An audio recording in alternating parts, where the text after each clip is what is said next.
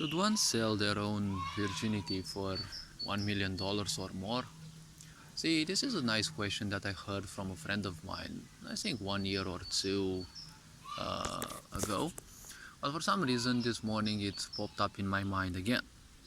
See, I'm not entitled to tell people what to do with their own bodies. I can only provide them some tips or some pieces of advice though. I've been saying in previous videos, and I'm not the only one on this planet that says, see, the point about sex and, sexual relationships, it's not about the pleasure that you feel. That is the most superficial part of it. The point about sexuality is that it is a very close-up relationship where a lot of exchanges energetically happen. There are a lot of these things, memories, karmic structures that get exchanged in between the two, or well, whatever number of people there are that try to do that. So the point is, when performing such situations, you simply transfer energies from you to the other, and the other transfers you some of their energies. There isn't an algorithm or something that one can predict what energies will be exchanged. But one thing is very simple. Such things happen.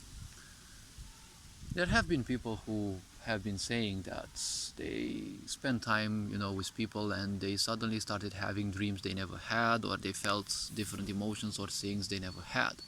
Simply staying around people allows you to, seep a bit of their energy in your system, and well, they will as well draw some of your energy, because all of us are like burning stars, right? A star is nothing else than a burning ball of flames, right? Just like that, within us, there are processes that go on, and everything regarding physicality burns itself, more or less. And well, that is one reason why physicality is always limited. Now, physicality also means limited because it's a cycle. It starts and will always end somewhere. When it comes to impulses and such, we all have those. There's a huge intelligence of the physical body that, well, each physical body has. And, well, everything that we go through in life allows us to accumulate, let's say, evolutionary structure. This evolutionary structure is the only thing that we will take with us. And that is why some people, when they are born, they are somewhat better than others at certain senses or at doing certain things, because they may have already acquired some of those structures from previous lives. Now, previous lives should never be a concern though, but most of our impulses, since we live in an ignorant world, and obviously ignorant people will act based on impulses and on urges, which are technically the same thing, the point is, most of the urges we take from our parents, friends, people around us. You can also take some of these, just because you have co-workers or people whom you see again and again. Just because you stay around people for a certain while, you will automatically draw energies. And since we are just like stars, right, burning ourselves literally, we exude energy. And this energy can be easily picked by others.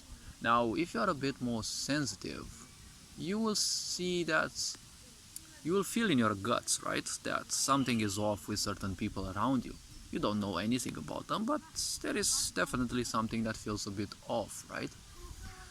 The body has a lot of means to feel off energies, right? The energies that don't fulfill us, the energies that we don't necessarily need.